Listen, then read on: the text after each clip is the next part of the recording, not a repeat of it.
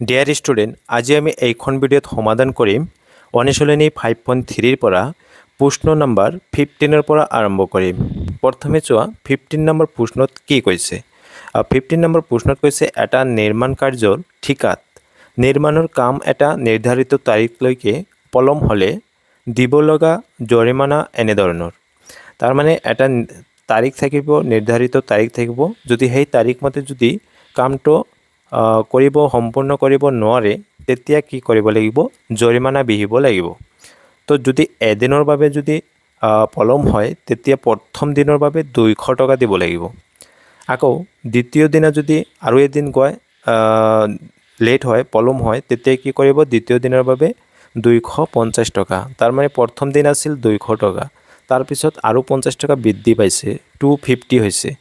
আকৌ তৃতীয় দিনা হ'ব 300 টকা, তো আকৌ 50 টকা বৃদ্ধি পাইছে। তাৰ মানে এনেকৈ 50 টকাত 50 টকাকৈ বৃদ্ধি হৈ আছে। এদিন পলম হ'লেই 50 টকা বাঢ়ি যাব। তো গতিকে তাৰ পৰৱৰ্তী যিটো দিন আহিব, অৰ্থাৎ চতুৰ্থ দিন, সেইটো দিনত কি হ'ব, 350 টকা বিহিব লাগিব। তো ইত্যাদি। তো এনেকৈ আহি আছে। তো অৰ্থাৎ প্ৰতিটো পৰৱৰ্তী দিনৰ জৰিমনা তাৰ পূৰ্বৱৰ্তী দিনতকৈ 50 টকা বেছি। তো এইটো পাইছোঁ 50 টকাকৈ বেছি দিব লাগিছে। তো এতিয়া কি কৈছে, ঠিকাদাৰ এজনে কামটো 30 দিন পলমকৈ সম্পূৰ্ণ কৰিলে, মানে 30 দিন পলমকৈ সম্পূৰ্ণ কৰিছে, অৰ্থাৎ এনৰ মান হ'ব 30। তো এতিয়া তেওঁ মুঠ কিমান টকা জৰিমনা ভৰিব লাগিব সেইটো আমি নিৰ্ণয় কৰিব লাগে। গতিকে প্ৰথমে লিখি ল'ম এপিটো কি হ'ব। এপিটো হ'ল প্ৰথম যিহেতু দিনৰ বাবে আছিল 200 টকা, তাৰপিছত আছিল 250, তাৰপিছত 50 টকা আকৌ বৃদ্ধি পাইছে, 300 টকা হৈছে। গতিকে তাৰ পিছৰ যিটো দিন হ'ব চতুৰ্থ দিন, গতিকে 350 হ'ব। তে এনেকৈ আহি আছে এনেকৈ 30 দিনলৈকে গৈছে। তো এতিয়া মুঠ দিন হৈছে, জৰিমনাৰ যিটো মুঠ দিন হৈছে, দিব লগা মুঠ দিন কিমান, 30 দিন। এইটো হৈছে এনৰ মান। তো ইয়াৰ পৰা আমি কি পালোঁ, ইয়াত এৰ মান পাইছোঁ। এৰ মান হৈছে প্ৰথম পদটো 200 আছে।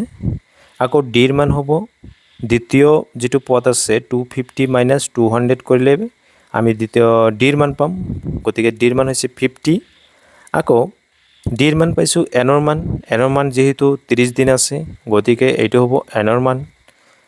এতিয়া কত হ'ল, আমি S30 বাহিৰ কৰিব লাগে, মানে 30টা পদৰ আমি যোগফল বাহিৰ কৰিলেই জৰিমনা দিব লগা যিটো টকাখিনি বাহিৰ হৈ যাব।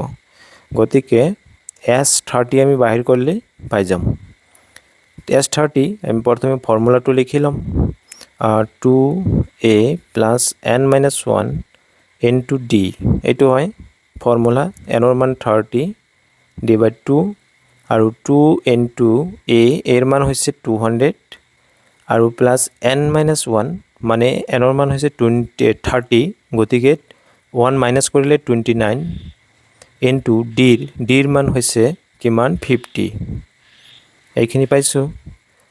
30ক যদি ডিভাইড কৰা হয় 15 আৰু এইখিনি পূৰণ কৰিলে 2 ইনটু 2 4 আৰু 2টা 0, আৰু ইফালে আমি যদি পূৰণ কৰোঁ 29, ইয়াক 29 আমি 5 দি পূৰণ কৰি দিলে 145 পাম।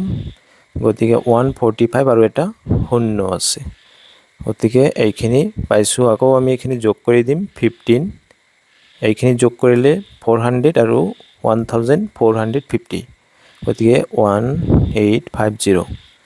এতিয়া এইখিনি পূৰণ কৰি দিলে যিটো মান পাম সেইটোৱে হ'ব আমাৰ 15 দিনত দিব লগা জৰিমনা, অৰ্থাৎ 185 ইনটু 15।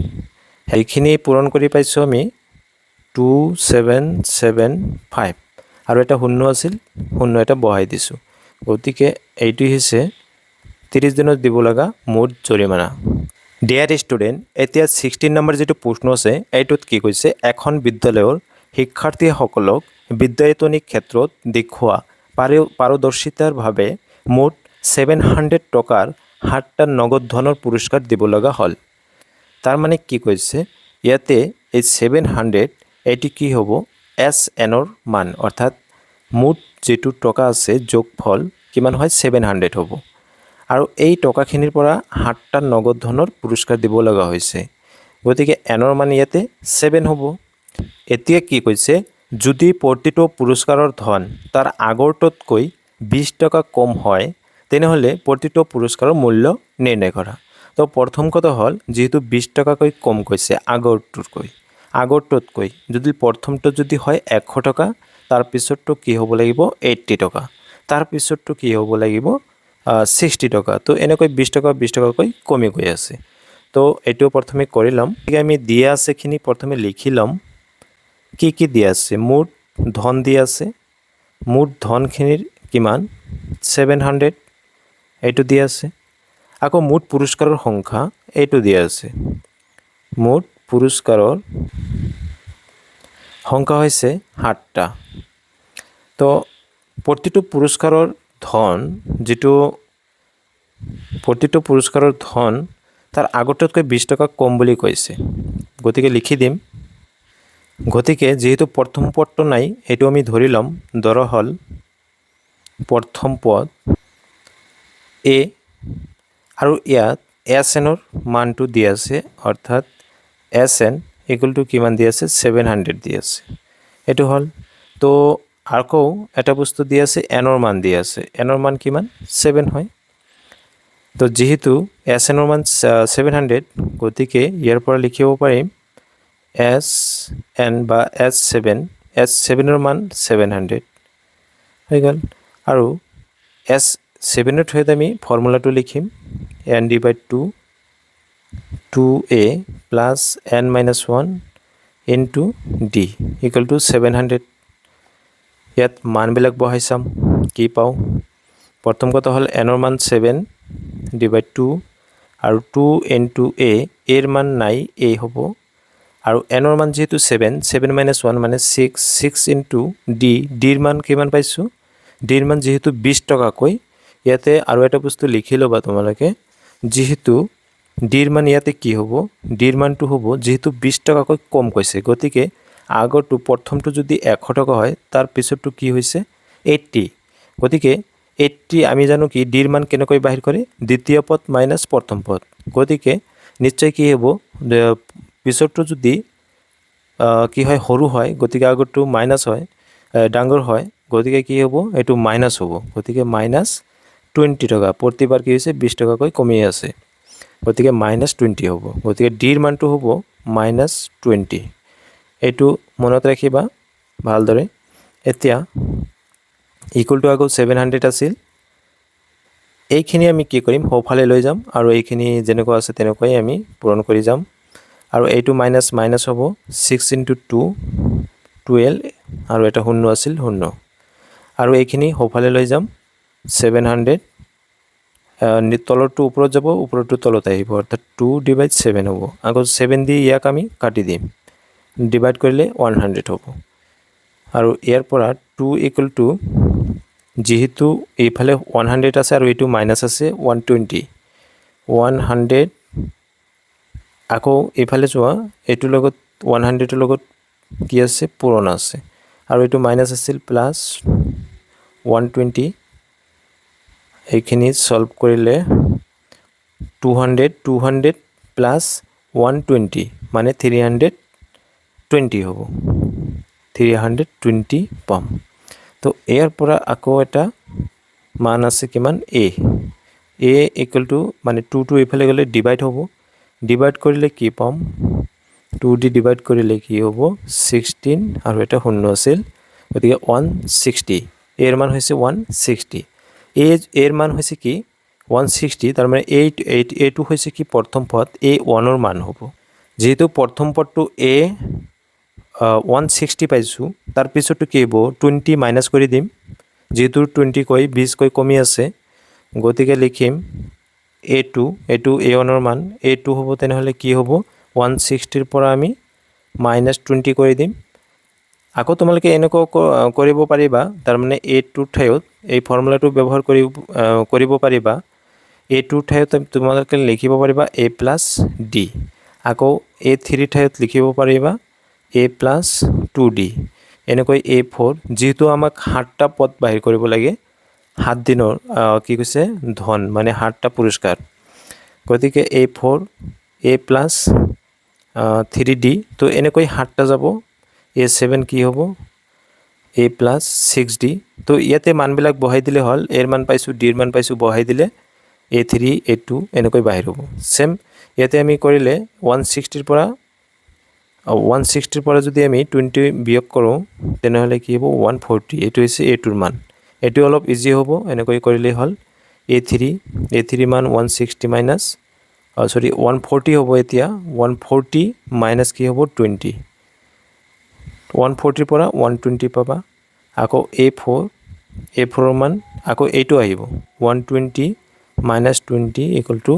100 তাৰপিছত যদি A5 মানে 100 মাইনাছ 20 কি পাবা 80 পাবা এনেকৈ গৈ A6 পাবা A6 80 মাইনাছ 20 তাৰ মানে A6ৰ মান হৈছে 60 আকৌ A7 60 মাইনাছ 20 কৰিলে 40 তো এই হৈছে আমাৰ A1ৰ মান এইটো হয় 160 তাৰপিছত A2ৰ মান A3 এনেকৈ গৈ A7 লৈকে বাহিৰ কৰা হৈছে তো এইখিনি বাহিৰ কৰিব কৈছিল ডিয়াৰ ষ্টুডেণ্ট এতিয়া 17 নম্বৰ যেটো প্ৰশ্ন সেই প্ৰশ্নত কি কৈছে এখন বিদ্যালয়ৰ ছাত্ৰ ছাত্ৰীসকলে বায়ু প্ৰদূষণ ৰোধৰ উদ্দেশ্যে বিদ্যালয়ৰ চৌপাশে বৃক্ষৰোপণ কৰিবলৈ মনস্থ কৰিলে ঠিক আছে তো বৃক্ষৰোপণ কৰিব তো এইটো সিদ্ধান্ত লোৱা হ'ল যে প্ৰতিটো শ্ৰেণীৰ প্ৰতিটো শাখাৰ পৰা মানে প্ৰতিটো শ্ৰেণী মানে ক্লাছ 1 ক্লাছ 2 ক্লাছ 3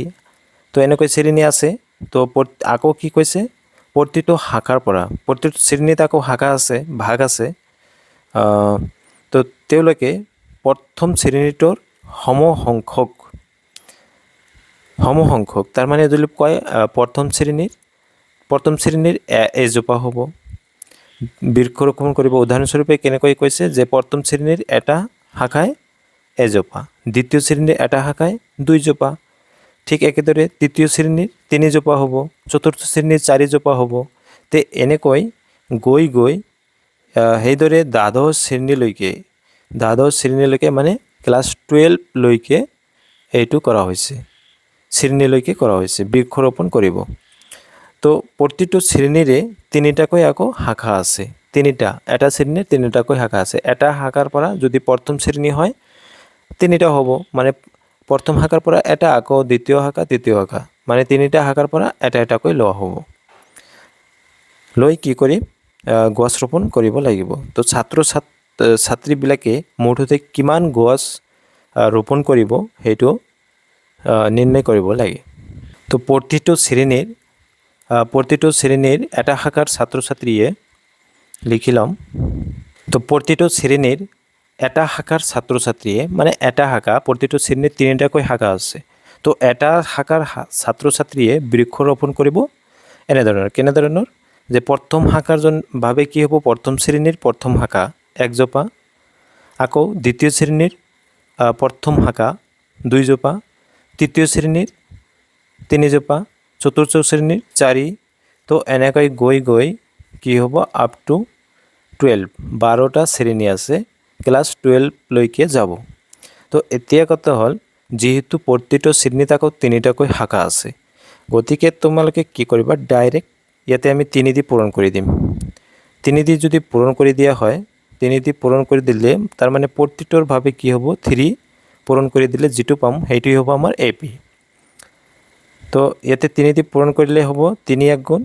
3 প্ৰথমটো হ'ব 3 তাৰপিছতো 3 2 এৰ লগত পূৰণ কৰিম 3 2 গুণ 6 তাৰপিছতো হ'ব 3 3 গুণ 9 তাৰপিছত 3 4 গুণ 12 তো এনেকৈ আহি থাকিব আকৌ 3 লগত 12 পূৰণ কৰিলে 3 3 12 গুণ 36 হ'ব তো এইটো হ'ব AP তো ইয়াত প্ৰথম পদ পাম অন্তিম পদ পাম এৰ মান কি হ'ব 3 আৰু ডিৰ মান আমি দ্বিতীয় পদটো এইটো হয় 6 মাইনাছ 3 কৰি দিম অৰ্থাৎ 3 পাম আৰু অন্তিম পদ বা কি আছে L বা AN এটোৰ মান দি আছে 36 পাইছোঁ ঠিক আছে আকৌ ইয়াতে যেহেতু 12টা পদ আছে তো গতিকে ইয়াতে আৰু এটা বস্তু লিখিবা N ৰ মান কি হৈছে 12 হয় তো গতিকে যেহেতু 12টা পদৰ আমি যোগফল নিৰ্ণয় কৰিব লাগিব কিমানটা গছ ৰোপণ কৰিলে।